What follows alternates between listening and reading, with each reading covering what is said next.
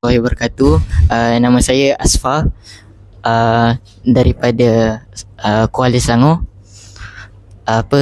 Saya datang saya datang ke TVCIQ ni, saya dapat belajar untuk berfikir dengan lebih bagus.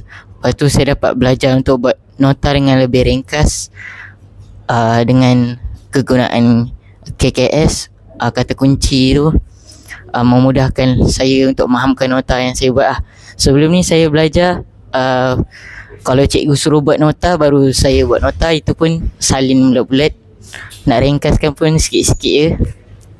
Saya lebih kepada macam kebanyakannya study last minute buka buku baru nak hafal semua. Kadang-kadang ada yang tak sempat, habis study, jawab pun macam tak boleh buat.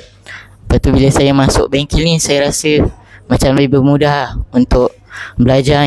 Saya rasa mungkin lepas ni saya akan buat nota lebih memudahkan saya.